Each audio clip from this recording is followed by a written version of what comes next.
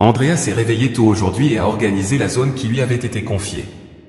Maintenant, il court à toute vitesse vers la boutique de ce magasin tous les jeudis de la semaine. Les produits périmés y sont distribués gratuitement.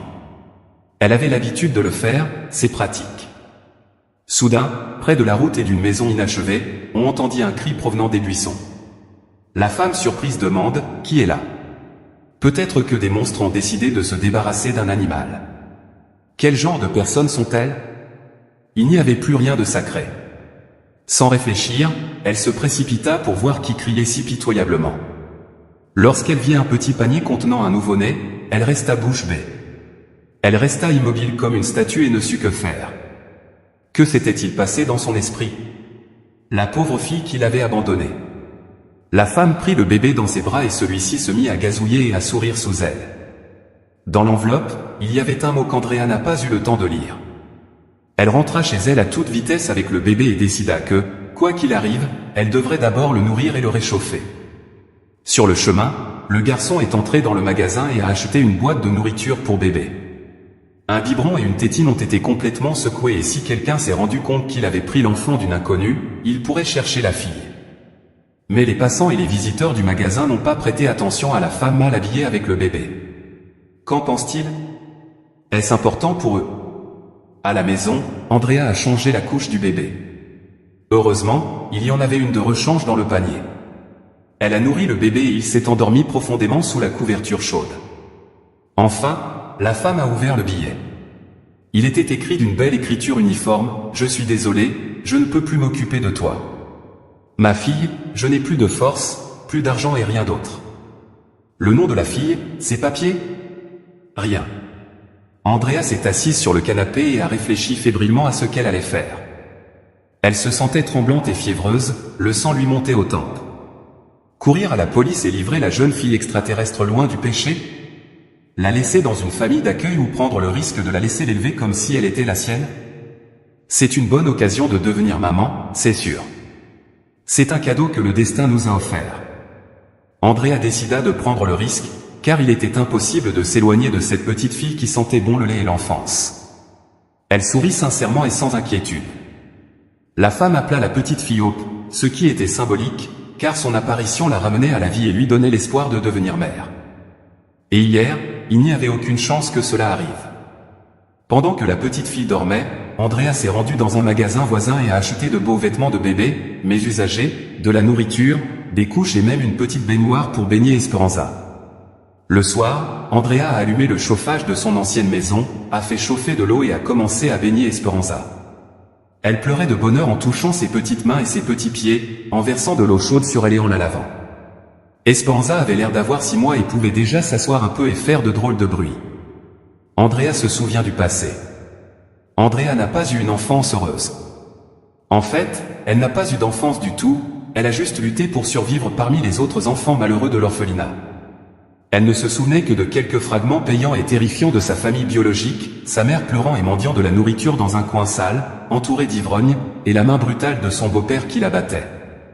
Andrea a été arrachée à sa famille dysfonctionnelle. Sa mère buvait tout le temps et ramenait des hommes à la maison.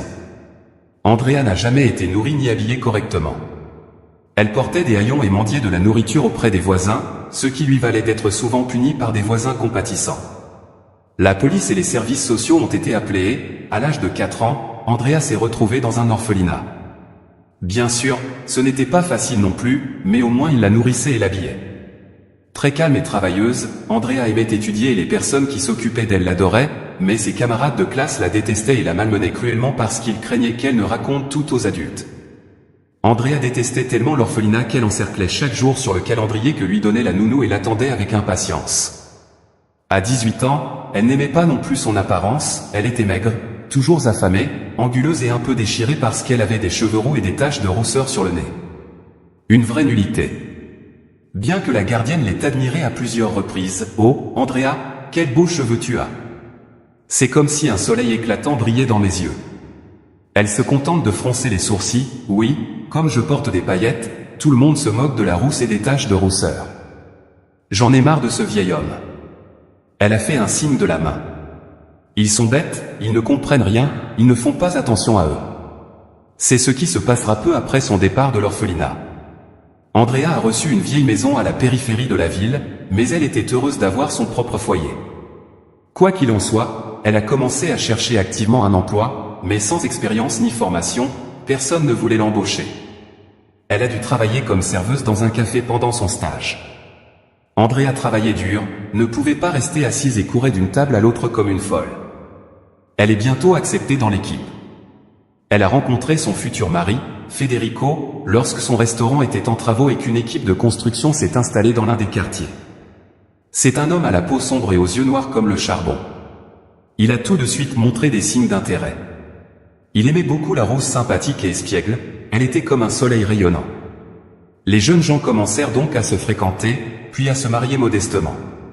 Federico n'était pas riche, c'est son père qui les a élevés. Il vivait modestement, mais le garçon avait des mains d'or.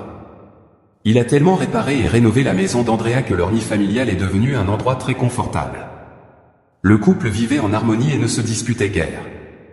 Et pour leur plus grande joie, Andrea tomba enceinte. Comme ils ont fait la fête! Quel était leur projet? Il semblait que tout était parfait et que la vie à venir était parfaitement claire en ce jour fatidique. Rien n'aurait pu prédire la tragédie, et il n'y a eu aucune prémonition. Le mari est allé au village pour travailler sur une planche. La famille avait prévu de faire une nouvelle clôture, car l'ancienne était complètement tordue. Andrea embrassait toujours son mari sur la joue et s'empressait d'aller travailler. Le soir, après son travail, elle était stupéfaite. Son mari n'était toujours pas rentré à la maison. Un mauvais pressentiment ne la laisse pas tranquille.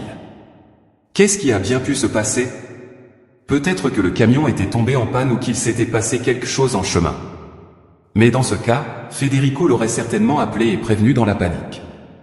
Il a commencé à appeler sur son portable, mais il était payé. Il n'en pouvait plus et elle a appelé la police et la morgue. C'est là qu'elle a appris l'existence de Federico. Il avait eu un terrible accident de voiture sur l'autoroute et était mort sur le coup. Ensuite, tout s'est passé comme dans un cauchemar, les étrangers à l'enterrement qui pleuraient des condoléances et l'angoisse et la douleur insupportable à l'intérieur. Andrea n'arrêtait pas de pleurer. Puis, un mois après l'enterrement, elle a fait une fausse couche. L'hémorragie a commencé au milieu de la nuit et j'ai à peine pu appeler une ambulance. Les médecins ont lutté pour sa vie pendant longtemps, mais ils n'ont pas pu sauver le bébé. Il s'est infecté et a commencé à s'enflammer sérieusement. La femme est restée à l'hôpital pendant près de 2 semaines. Mais ce n'est pas tout ce qui est arrivé à la pauvre Andrea. Les médecins lui ont annoncé une terrible nouvelle. Malheureusement, en raison de votre état de santé, vous ne pourrez plus avoir d'enfant. Nous sommes désolés. Andrea est rentrée confiante de l'hôpital, ne rêvant que d'une chose, s'enfermer et pleurer. Mais lorsqu'elle est rentrée chez elle, elle a été surprise de trouver, à la place de sa maison, une montagne de cendres.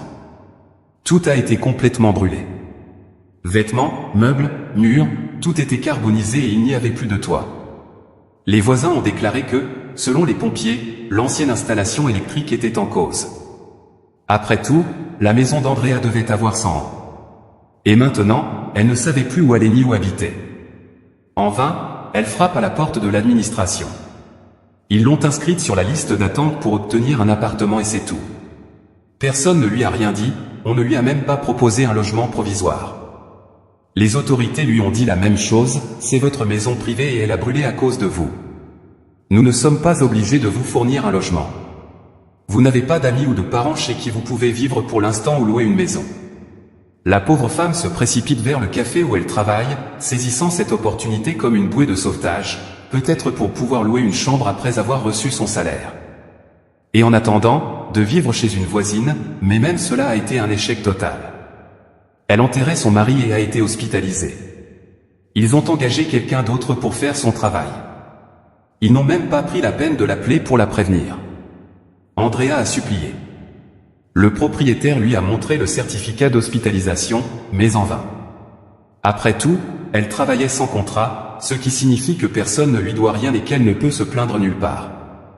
C'est ainsi qu'Andrea s'est retrouvée, par le plus grand des hasards, avec un mari méchant, sans enfant, sans toit et sans travail de nuit. Personne au monde ne peut connaître un tel ensemble de malheurs en même temps.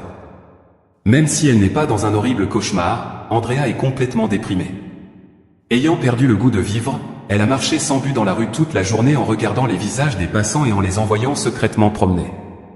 Tout le monde allait quelque part pour faire son travail, quelqu'un l'attendait à la maison. L'après-midi, elle s'asseyait sur un banc avec un chien de rue et regardait les fenêtres des autres où les lumières brillaient, les gens bougeaient, il y avait de la vie. Elle se retrouvait dans les familles des autres et elle n'était plus qu'un déchet social. Personne n'avait plus besoin d'elle dans ce monde. Andrea a commencé à mendier et à boire amèrement, juste pour oublier pendant quelques heures qu'elle avait passé la nuit à la gare sur les bancs. Mais un mois et un jour passèrent pendant lesquels Andrea était ivre. Elle fit un rêve dans lequel apparaissait son bien-aimé Federico, qui la grondait et la menaçait du doigt. « Ne t'avise pas d'abandonner, qu'est-ce que tu es devenu? Tu es comme ça. » Andrea se réveilla parce que la pluie froide la frappait en plein visage et que son corps était endolori par le banc dur où elle avait passé la nuit. Elle pleure, puis crie vers le ciel. « Et qu'est-ce que tu voulais? Comment voulais-tu que je vive? Pourquoi m'as-tu laissé seule et n'ose pas me faire honte? Personne ne se soucie de moi, tu irais me pendre.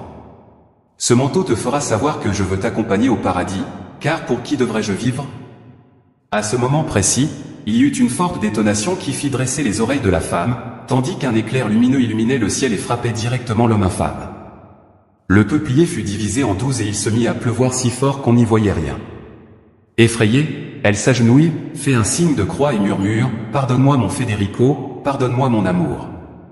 Je comprends tous tes désirs et je ne boirai plus une goutte, mais ne te fâche pas. » Le lendemain, la femme décida de commencer une nouvelle vie. Elle trouva une maison abandonnée à la périphérie de la ville et demanda aux voisins si une vieille femme pouvait y vivre seule. Il lui fait un signe de la main. Il a fait un signe de la main, « Bonjour. Si vous voulez, Julio a vécu ici. Qu'il repose en paix. » Il n'avait pas de famille, personne n'avait besoin de lui. Alors, après sa mort, la maison est restée vide. Si elle était un peu plus décente, les voleurs l'auraient déjà volée, mais on s'en fout, ce n'est pas une maison, c'est juste un homme. Regardez les fenêtres, elles sont déjà couvertes de terre. Quel est votre nom? Pourquoi vous promenez-vous? Andrea a honnêtement dit toute la vérité à la vieille dame. Il n'a rien caché. La vieille femme a eu pitié de lui et lui a même donné quelques vêtements et de la nourriture et lui a dit, « Voilà, il y a de vieux draps de lit, des rideaux et des choses comme ça. Ce qui restait de ma fille et qui ne lui allait plus, qui n'était plus à la mode? Ils te seront utiles, ne t'inquiète pas, si Dieu le veut, tout s'arrangera d'une manière ou d'une autre. » Andrea a failli pleurer. « Merci pour votre gentillesse, je vais régler ça ici. » La femme retroussa ses manches et commença à nettoyer soigneusement le désordre et à organiser la maison, ce qui prit environ 2 semaines. Les voisins se sont pris d'affection pour cette pauvre rousse, mais très sympathique, propre et travailleuse, et ont commencé à l'aider petit à petit. Andrea a même trouvé un emploi de femme de ménage dans un quartier voisin et, maintenant qu'elle avait un peu d'argent, elle n'avait plus à s'humilier et à demander la charité. L'été suivant, je rêvais de cultiver un jardin fertilisé plein de mauvaises herbes et de planter des pommes de terre. J'ai essayé d'acheter des aliments périmés parce qu'ils étaient moins chers par la suite. Après la mort de son mari, Andrea n'a même pas pensé à vivre avec quelqu'un d'autre, il était très présent dans sa vie, son cœur lui apparaissait souvent dans ses rêves et elle croyait qu'il était proche d'elle. Une seule chose la troublait, il ne serait jamais mon père. Souvent, tôt le matin, en balayant la cour, Andrea regardait d'autres parents emmener leurs enfants au jardin d'enfants et à l'école, leur donner des instructions et raccommoder soigneusement leurs vêtements, et elle les tenait fermement par la main, le cœur désespérément serré par la tristesse. Il voulait aimer son fils, s'occuper de lui, le gâter, le serrer dans ses bras et l'embrasser sur le sol. La nuit, la femme pleurait dans son almada de tristesse pour son mari et même de solitude. Elle a eu l'idée d'adopter un enfant orphelin comme elle, mais qui donnerait cela à un sans-abri en même temps? Au moins, les documents survivants étaient avec elle à l'hôpital, sinon tout serait parti en fumée. Dans le passeport, il y avait une photo de Federico, qu'il portait comme un talisman. Il la gardait précieusement et l'avait admirée de nombreuses fois et ici et maintenant, en voyant Esperanza endormie dans son fauteuil, Andrea décida fermement qu'elle ne se livrerait à personne, quoi qu'il arrive. Elle était devenue mère, quelle merveille si elle le remettait à la police, à quoi s'attendrait Esperanza? Les horreurs d'un orphelinat, je ne souhaite même pas ça à mon ennemi alors je vais appeler, je ne laisserai personne lui faire ça, mal, je suis même prête à mourir de faim, mais je vais élever Hope correctement. Comment je peux lui obtenir des papiers, sinon rien ne va s'arranger? Le lendemain, Andrea s'est lavé le visage, s'est peigné les cheveux, a pris sa petite fille et l'a accompagnée au centre de tutelle. Elle s'est mise à pleurer et a dit, au secours, c'est ma fille. Esperanza a 6 mois, je dois l'enregistrer et obtenir son certificat de naissance. Les fonctionnaires se sont étouffés de surprise. Comment est-il possible que vous ne l'ayez pas emmenée à l'hôpital, qu'elle n'ait pas été enregistrée? Comment pouvez-vous être saine d'esprit au XXIe siècle? Andrea a répondu calmement, oui, je n'étais pas enregistrée, je suis sans abri et j'avais cela et ce n'est pas possible, c'est mon affaire, mais maintenant j'ai un toit au-dessus de ma tête et je veux élever ma fille correctement, alors vous pouvez m'aider, elle ne peut pas vivre sans de vrais documents. Les employés se sont réunis et ont décidé d'aider la pauvre femme. À première vue, elle n'a pas l'air de boire beaucoup, bien qu'elle soit mal habillée, elle est propre. Il y avait une mauvaise odeur et la jeune fille était bien nourrie et calme, finalement. Même si vous êtes sa maman, toutes les formalités administratives ont pris plusieurs mois et finalement ils ont donné à la femme les documents, mais l'ont averti très sérieusement de ne pas oublier d'inscrire sa fille à la clinique et de venir régulièrement pour des contrôles, c'est gratuit maintenant que vous êtes officiellement sa maman. Tous mes vœux de réussite. Andrea s'est illuminée et a commencé à les remercier. Merci à vous, mesdames et messieurs, que Dieu lui donne la santé. Elle a quitté le bâtiment avec sa fille qui tremblait de tous ses membres. Je n'arrivais pas à croire qu'il avait fait ça. Personne ne cherchait autre. Maintenant, je suis sa mère et sur les documents, elle s'appelle Esperanza Alcoriza. Grâce à toi, Federico, je suis sûr que c'est toi qui m'as aidé depuis le ciel et, à partir de ce jour, il n'y a plus eu personne d'autre dans la vie d'Andrea. Elle a changé du tout au tout. À partir de 5 heures du matin, je nettoyais les cours en portant Esperanza, qui dormait ou marmonnait quelque chose dans le panier, parfois même en pleurant, puis je courais avec elle jusqu'au marché. J'achetais de la nourriture et je faisais tout à la maison, ce qui était parfois très difficile. Il s'effondrait d'épuisement, mais il lui suffisait de pleurer sa fille bien-aimée pour que la fatigue disparaisse. Tout s'est passé en un instant et Andrea était prête pour de nouveaux exploits. Cette année de soins familiers se sont donc écoulées et les voisins avaient l'habitude de plaisanter et de s'étonner qu'Esperanza soit encore un bébé.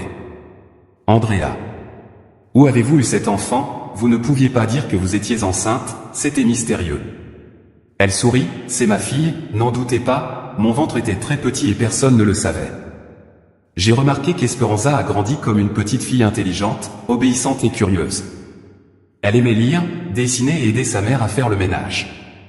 Cette année, sa fille est entrée en première année et Andrea a vendu les légumes de son jardin tout l'été, a nettoyé les sols, balayé et proposé d'arracher les mauvaises herbes pour récolter l'argent nécessaire à son éducation.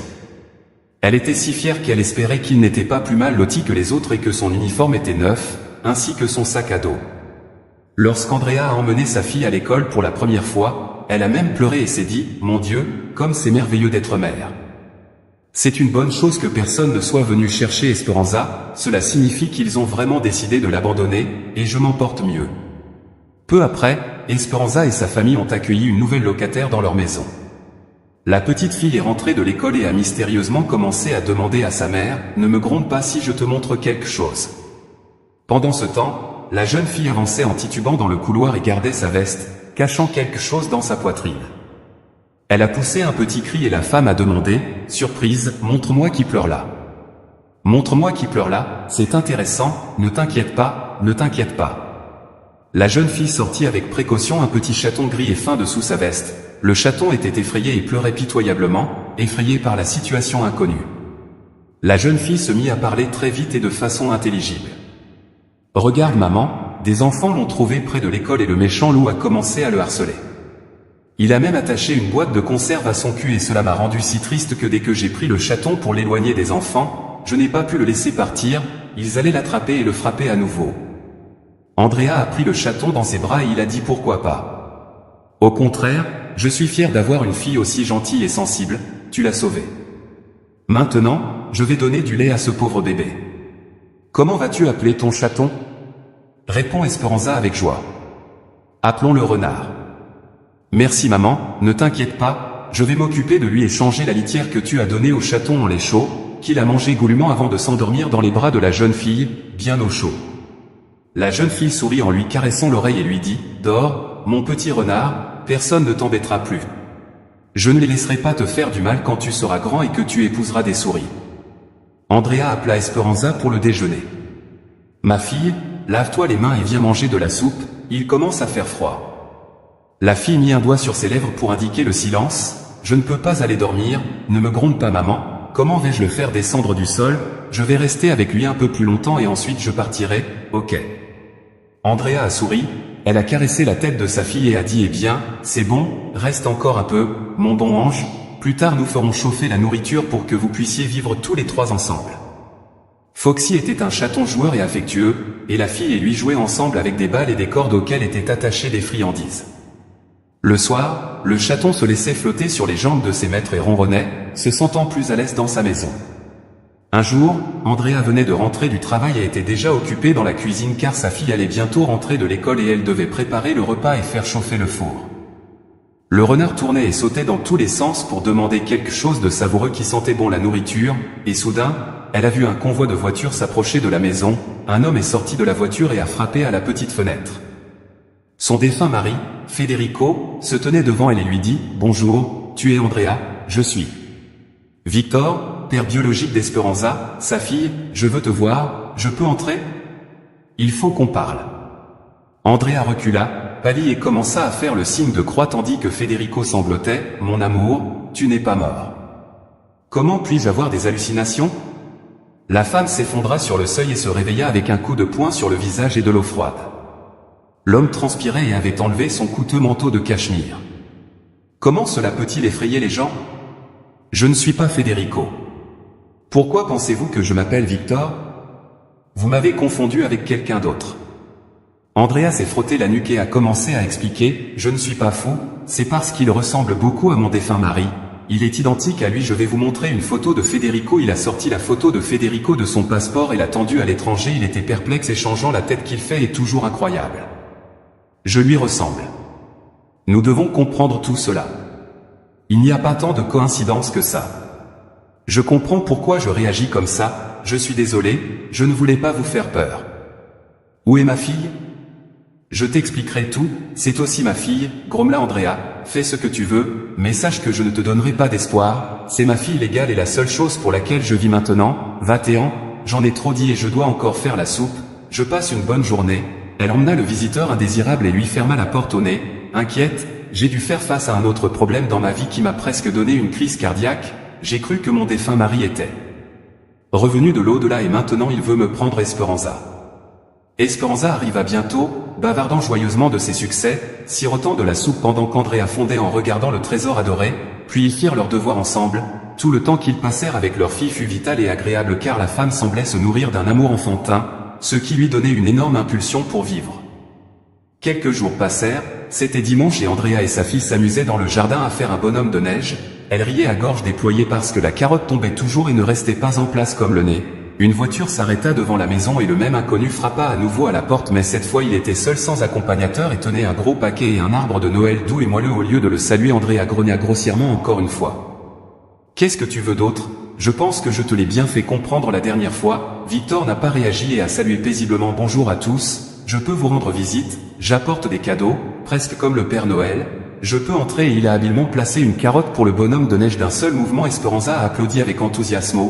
Comme il est beau, j'espère et voici ma mère, Andrea, je t'aime cadeau maman, pourquoi es-tu fâché avec le Seigneur ? Invitons-le à entrer, il est gentil. Mira nous a apporté un vrai sapin de Noël et Andrea n'a pas eu d'autre choix que de faire un geste de la main. Cela signifiait entrer à l'intérieur pour ne pas décevoir sa fille. Victor observait la femme à présent. La fille se cachait et s'émerveillait de cette charmante femme aux cheveux roux qui vivait pourtant modestement. Elle était plus belle que toutes ces beautés suffisantes auxquelles il avait souvent affaire.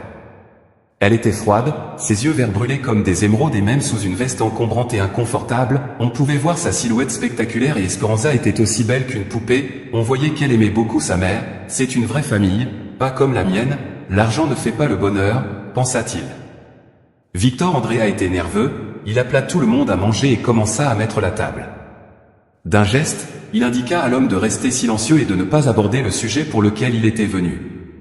La présence de la jeune fille au déjeuner, il y avait un ragoût de légumes et pour le dessert un délicieux gâteau, mais comme les invités avaient également apporté des cadeaux, la table était pleine de délices. Victor apprécia le déjeuner et dit la vérité. Andrea, je peux tout acheter, des homards au caviar noir, mais je n'ai pas mangé un ragoût de légumes aussi délicieux depuis 100 ans. Merci.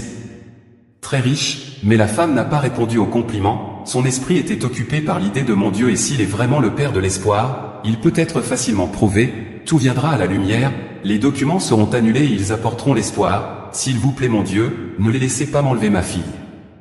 Après le déjeuner, l'homme a commencé à distribuer des cadeaux et à pousser un cri d'excitation lorsqu'il a vu une vraie poupée Barbie et un grand sac rempli de bonbons et de friandises. Victor a donné à la femme une petite boîte rouge et lui a dit c'est un beau cadeau pour toi du fond de mon cœur, mais Andrea l'a mis de côté.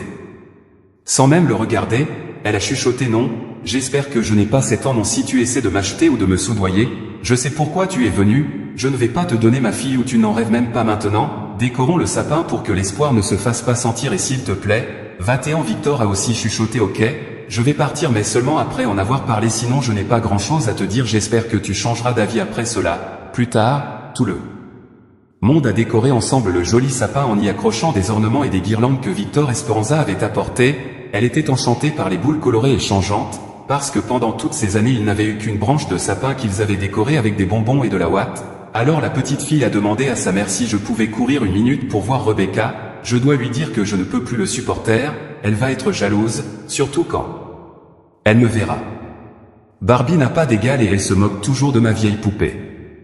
Andrea sourit, mais pas longtemps. Je veux que tu sois à la maison pour le dîner et ne pense même pas à aller te promener tout seul, surtout au fleuve de glace. Il est mince et pourrait se noyer. La petite fille promit solennellement qu'elle n'irait nulle part sans permission et s'enfuit joyeusement. À sa meilleure amie, la femme soupira de soulagement et l'invité lui dit « Je t'écoute, dis-moi tout ce que tu veux et puis va-t'en. » Mais cette fois, il s'est assis sur le canapé et a commencé à parler à voix basse. La conversation sera longue. Je vais commencer dans l'ordre et parler d'Esperanza, donc je m'appelle Victor Montero, je suis le fils d'un important homme d'affaires, naturellement, de ma famille. J'avais tout en abondance et même plus, mon père est une très bonne personne, mais j'ai été élevé de manière rigide, il m'a forcé à étudier dur et ne m'a pas permis de m'impliquer dans des choses inappropriées sans cependant, j'ai toujours eu une relation très tendue avec ma mère, il semblait qu'elle me détestait et me traitait froidement depuis que j'étais enfant je me sentais offensé je ne comprenais pas pourquoi elle me traitait ensuite. Quand j'étais au collège, j'ai rencontré Paulina, elle était orpheline et travaillait à la station de lavage locale, nous avons eu un amour incroyable, c'était quelque chose d'unique.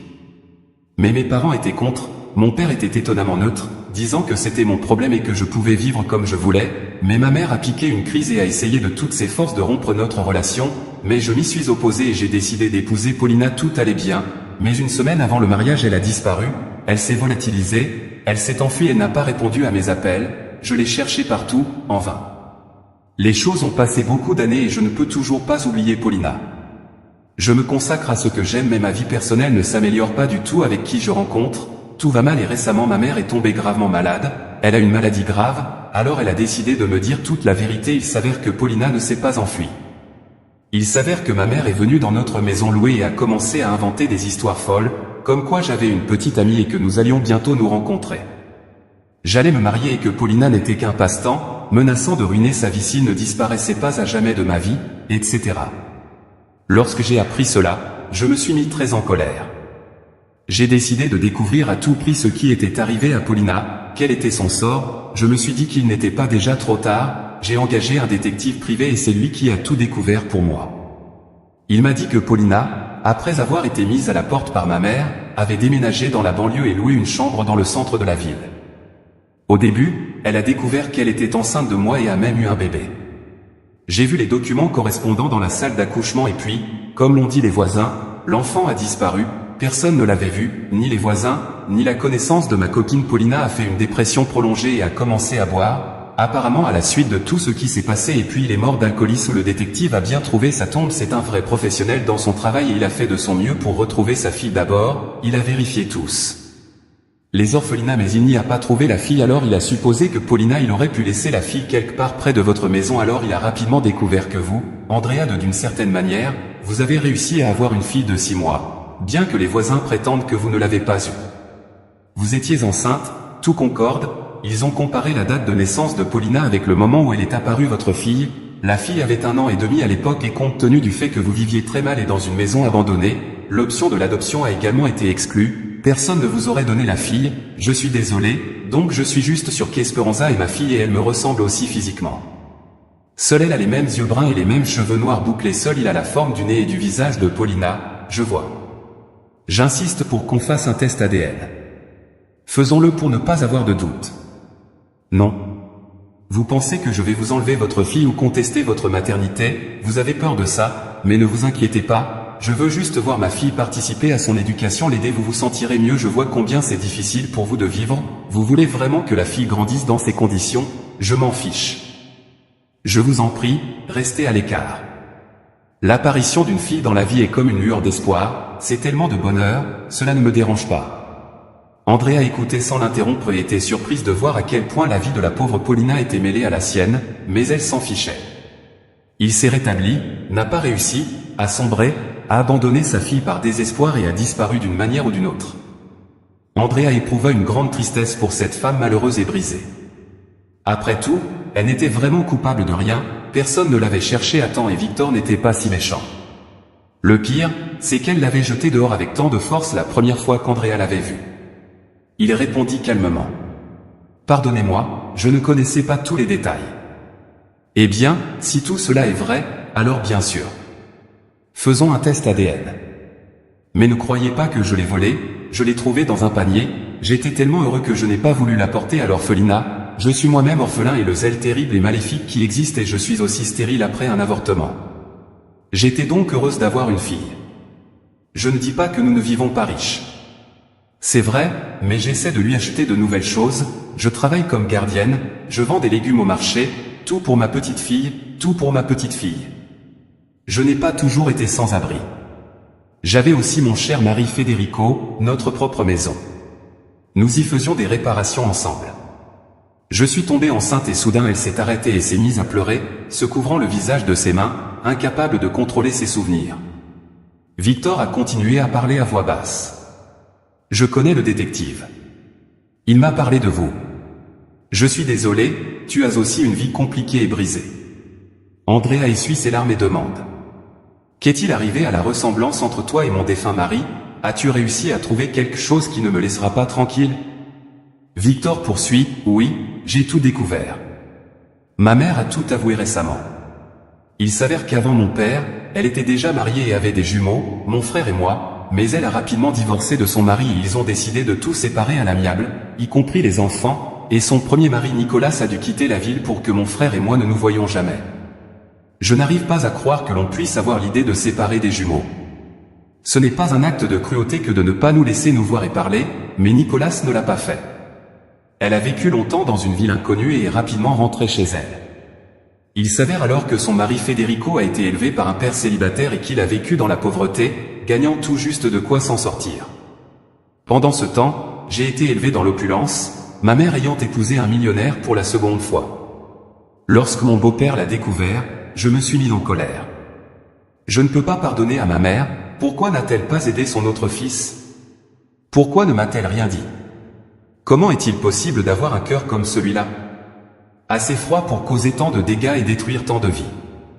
Il m'a traité si froidement dans mon enfance parce que j'étais un rappel constant de son péché, mais qu'en est-il maintenant? Le cancer et la vie sont réduits à quelques mois. Alors à quoi bon faire des déclarations? Je pense que c'est sa punition pour tout ce qu'elle a fait. Andrea était en état de choc, des larmes coulaient sur son visage. Ses joues. Il ne pouvait pas dire un mot, tout ce qu'il regardait c'était Victor qui se souvenait d'elle, Federico semblait être vivant et seul devant elle. Elle avait besoin de tendre la main. Elle voulait le serrer dans ses bras, se blottir contre lui comme avant, le laisser ébouriffer ses boucles rousses et lui murmurer « Tu es mon soleil, tu es mon trésor ». Il faut juste un peu de temps la nuit quand Esperanza s'est déjà endormie. La femme ramasse le cadeau de Victor, le déballe soigneusement et s'exclame de surprise. La boîte contenait une belle robe couleur menthe, faite d'une matière douce et agréable. Andrea ne put s'empêcher de l'essayer, se regarda dans le miroir et tomba amoureuse. Elle a immédiatement épousé sa silhouette et fait ressortir ses yeux. Verte, je me suis tournée rêveusement devant le miroir, puis je l'ai enlevée et remise tristement. Oui, cette robe est superbe. Mais où puis-je la porter? En balayant les cours ou en déblayant les allées. Mon triste sort, mais son cœur a été réchauffé par la sollicitude de Victor. Pas seulement pour sa fille, mais aussi pour elle, il avait oublié ce qu'était l'attention d'un homme et il se souciait que je sois ingrate et que je ne dise même pas merci. Victor a effectué un test ADN et a confirmé qu'Esperanza était sa fille. À partir de ce moment, la vie d'Andrea et d'Esperanza a radicalement changé, comme dans un beau conte de fées. L'homme a acheté un appartement bien équipé spécialement pour sa fille et Andrea a emménagé avec elle. La femme ne travaillait plus comme femme de ménage, Victor lui a dit qu'il avait été embauché comme secrétaire dans son entreprise. Mais au début, comme un conteur ou un magicien, il travailla à l'image d'Andrea et se rendit dans un salon de coiffure en disant aux jolies filles que sa tâche était de donner à cette femme autant de sensations agréables que possible et de faire tout ce qu'elle voulait. Mon Dieu, Andrea s'est sentie folle de bonheur. Elle s'est complètement détendue et s'est abandonnée aux mains habiles des cosmétologues. Elle s'est dit, récemment elle dormait sur un banc sous la pluie et je pensais que ma vie était finie et maintenant je vis dans un salon de mode dans un appartement élégant et j'ai un bon travail et une fille chérie. Quelle chose imprévisible est la vie quand la femme se regarde dans le miroir après 2 heures, il était tout simplement stupéfait. Au lieu de voir une femme de 35 ans fatiguée de la vie et travaillant dur comme une mendiante, elle avait l'air d'une femme d'affaires respectable et élégante. Ils lui ont donné une belle coiffure et lui ont coupé la frange. Elle a rafraîchi son visage avec un masque, s'est maquillée en douceur et s'est fait une manucure délicate.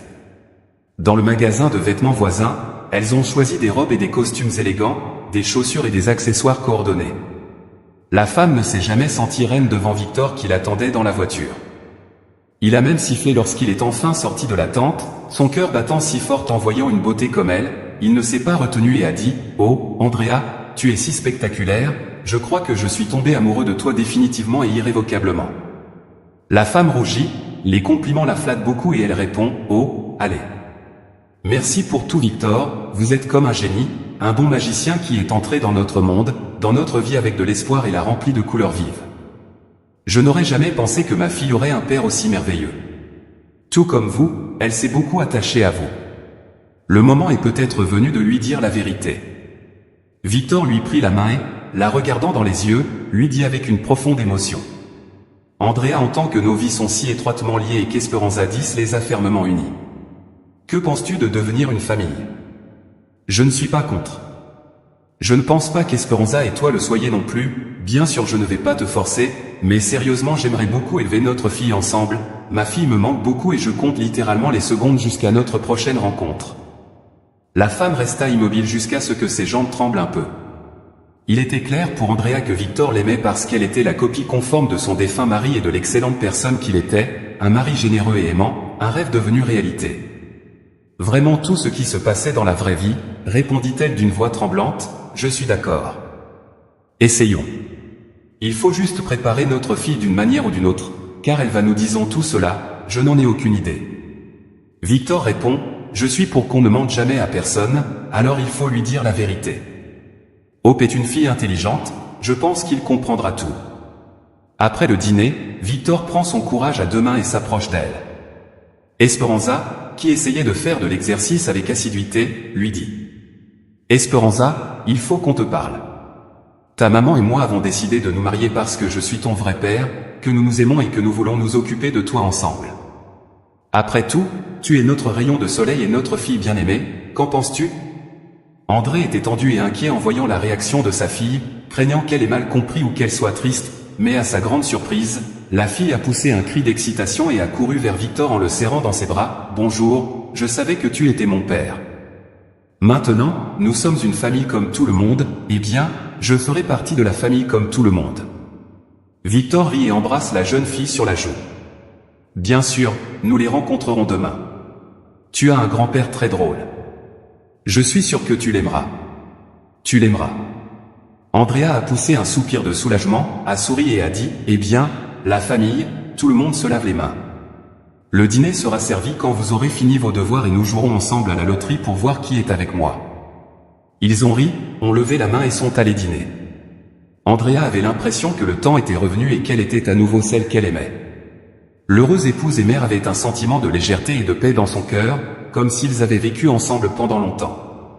Toutes ses peines et ses difficultés étaient désormais derrière lui, comme s'il s'agissait d'une autre vie et que seul le bonheur l'attendait. Esperanza a été transférée dans une école d'élite où l'accent est mis sur l'apprentissage de l'anglais et la jeune fille obtient d'excellents résultats au travail et nourrit de grandes espérances. Andrea a réussi dans son travail de secrétaire. Au début, c'était difficile et tout ne se passait pas toujours bien. Elle devait souvent réécrire de nombreux rapports et documents. Mais peu à peu, elle s'est habituée et a commencé à travailler de manière excellente. Victor s'est précipité chez lui à toute vitesse. Il savait qu'un délicieux dîner l'attendait, lui et sa famille aimante. Andrea s'est révélée être une excellente épouse, patiente, compréhensive et très gentille. La femme remerciait souvent mentalement son défunt mari. Merci, Federico, de nous avoir protégés. Laisse-nous faire des bêtises, tomber dans l'évier, je pense que c'est toi qui nous as fait. Tu m'as aidé à rencontrer Victor et, en tant qu'ange gardien, tu protèges notre famille. Si vous aimez cette histoire, laissez un like et abonnez-vous à la chaîne.